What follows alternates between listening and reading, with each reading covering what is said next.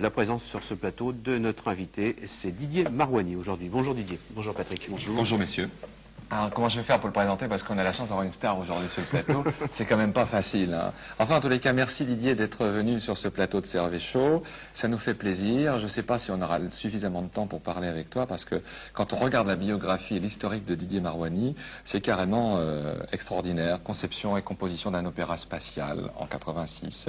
Mai-décembre 86, programmation, arrangement des synthétiseurs. Décembre 86, enregistrement de l'ensemble des synthétiseurs. Mai 87, enregistrement à Moscou des chœurs de l'armée rouge, etc., etc. C'est-à-dire que c'est quand même important. Et puis, je ne sais pas combien de millions d'albums vendus dans le monde entier. Ce que je peux vous dire, en tous les cas, c'est qu'en ce moment, chaque jour, il se vend 1000 albums comme celui-ci, ainsi que 300 compacts, ce qui est quand même très, très important. Donc, on va essayer de dérouler tout ça. Tu es venu avec deux clips. Oui, un clip qui date de 1983 et de cette expérience en Russie, donc de ces concerts en Union soviétique qui a été absolument phénoménal. Donc un petit peu un témoignage. Et puis le deuxième clip donc de Space Opera qui est sorti maintenant il y a un petit peu plus d'un mois. C'était le petit 45 tours de l'époque Magic Fly, qui était un petit 45 tours de couleur bleue, oui, qu'on entendait partout. Et là, le nom de Marouani n'existait pas. Non, c'était sous la forme de groupe. C'était sous la forme du groupe Space. D'accord. Bon, et puis on parlera également, Jean-Pierre, du premier vidéo laser, format compact traditionnel, car c'est le premier artiste français qui figure en film sur ce vidéo. D'accord ? Très bien. Oui, alors on avait demandé à Didier de venir avec tout son matériel, mais il n'y avait pas assez de place sur le studio. J'en apprends des belles, hein, parce que Didier Marouani, il est monégasque. Oui, c'est vrai, ça vaut la peine quand même de vivre à Monaco. Oh, c'est très agréable, disons que ça laisse le temps, surtout quand on est adolescent, de faire pas mal de sport et c'est bien musique ça. Aussi. Ouais, de la musique en plus. Rendez-vous maintenant avec notre invité Didier Marouani, qui n'est pas venu, je vous le disais tout à l'heure, avec tous ces synthétiseurs, parce qu'on n'aurait pas eu assez de place dans le studio. Il aurait été plus simple d'apporter effectivement une cassette vidéo. Et ce que vous allez voir, c'est donc le concert de Didier Marouani et du groupe Space. C'était en URSS en 1983. Regardez.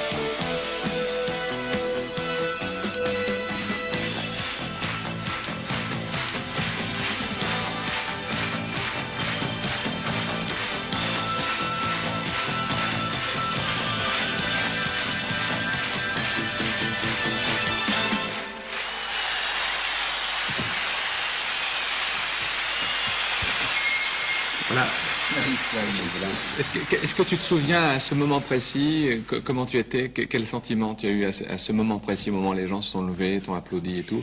Qu'est-ce qu'on ressent quand on vient de Paris comme ça, quand on... C'est surtout le contact avec le peuple soviétique qui a été formidable. Bon, j'ai découvert plein de choses. Bon, déjà jouer tous les soirs dans des salles de 35 000 personnes, c'est quand même très impressionnant.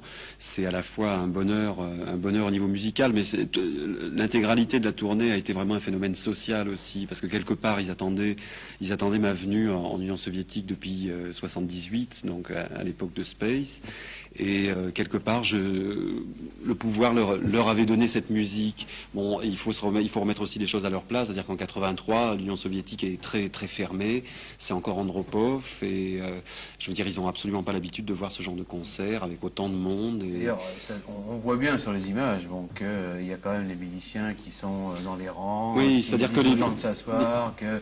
Absolument, les miliciens avaient peur d'abord, d'être débordés, parce que bon, 35 000 personnes, c'est vrai que même en France, je veux dire, on n'approche pas de la scène comme ça, et d'un autre côté, bon, ils tenaient quand même à un certain respect de la façon de se tenir dans une salle de concert qui est la leur. Je veux dire, on peut que respecter ça aussi. Par contre, depuis, donc, je suis retourné en 87 pour enregistrer Les Chœurs de l'Armée Rouge sur Space Opera, et là j'ai trouvé un changement quand même très important. Parce qu'à l'époque, il y a eu 600 000 personnes, excuse-moi, il y a eu 600 000 personnes au cours de cette tournée. Oui, on a fait 21 concerts, Moscou, Leningrad et Kiev. Oui, c'est quand même énorme. C'est plus que Genesis ou que les Rolling Stones en Europe, je veux dire. C'est-à-dire qu'un jour j'ai rencontré les gens qui s'occupent de faire rentrer et sortir au niveau culturel et musical, et la personne m'a dit, bon, nous je savais très bien qu'on était numéro 1 en Allemagne, en Italie, en Angleterre, mais je ne savais pas que c'était un tel phénomène en Union soviétique, et cette personne m'a dit, est-ce que vous savez que vous êtes en train de devenir phénomène social auprès de nos jeunes, que votre musique est en train de devenir phénomène social. En effet, au-delà du côté musical et de la merveille de jouer dans ce genre d'infrastructure, je veux dire, c'était absolument fascinant de vivre ce qu'on a vécu, les contacts avec les gens et puis parler avec les jeunes. Didier Marvani, vous disiez tout à l'heure qu'on voit du laser, il y a des lasers qui sont sur scène. C'est la première fois pratiquement au cours d'un concert, les soviétiques voyaient des lasers. Oui. Bon, il y a quelqu'un que les Français connaissent bien qui s'appelle Jean-Michel Jarre, qui lui aussi utilise le laser. Ça, comment est-ce que vous vous situez par rapport à lui, ou comment lui se situe par rapport à vous? Quels sont les points communs que vous pouvez avoir? Est-ce que vous connaissez? Les points communs, bon, c'est l'emploi du synthétiseur. Disons que bon, comme dans la musique, la littérature ou la peinture, il y a des courants qui se dégagent, et l'arrivée en 75 des premiers synthétiseurs a fait réfléchir certains musiciens dont je fais partie, mais il y a des gens comme Vangelis aussi, des groupes comme Kraftwerk qui ont senti l'apport de cet instrument qui est absolument phénoménal pour un authentique musicien. C'est-à-dire la possibilité de rentrer à l'intérieur de la musique et puis d'entendre à l'arrivée ce qu'on avait dans la tête au départ. C'est-à-dire que tous les sons qui sont sur ce nouvel album Space Opera, je les ai joués, aussi bien la batterie que les guitares, et absolument tous les sons, je les ai joués moi-même. C'est-à-dire que je suis allé au bout de ce que j'avais envie d'entendre. Est-ce que ça dépoétise pas un petit peu la musique? Je veux dire, est-ce que c'est pas une musique, disons, artificielle, où il est difficile de faire passer des sentiments, ou est-ce que c'est facile à faire? Non, je pense pas. Je pense qu'un musicien, bon, aujourd'hui, la technologie nous apporte, et c'est une grande chance, à la fois les synthétiseurs et les ordinateurs, mais je pense pas que ça déshumanise complètement la musique, et même pas du tout. Je pense que derrière des synthétiseurs, il y a un musicien qui a un cœur et une âme, et qui a une palette de sons, et qui se sert des synthétiseurs, qui se sert des ordinateurs, mais de toute façon, un musicien a son cœur et doit le transmettre. Maintenant, la technologie des synthétiseurs est tellement évoluée qu'on peut même faire du jazz, comme si c'était un trio. Bon, ça va pas être en direct, mais on va pouvoir faire un disque de jazz complètement grâce aux synthétiseurs. Est-ce qu'on peut penser qu'un jour, la musique de Didier Marouani se jouera sur la planète Mars? Ce serait formidable. Disons que le Space Opera, donc le premier opéra spatial, déjà il y a eu un geste formidable de la part de l'espace soviétique, vu qu'ils ont pris le premier compact disque de Space Opera, numéroté en plus, numéroté, et qu'ils l'ont amené dans la station orbitale Mir. Donc depuis le 22 juillet, en fait, Space Opera tourne autour de dans nous. l'espace. Oui, ça, bon, c'est un geste. Ça, c'est extraordinaire. C'est un geste, bon, symbole d'espoir et de communication, mais quelque part c'est assez agréable de se dire en levant les yeux qu'il y un petit bout de moi en haut, quoi. On va retrouver maintenant notre invité Didier Marouani avec le clip de Space Opera. Didier Marouani, tous ses musiciens, Space Opera.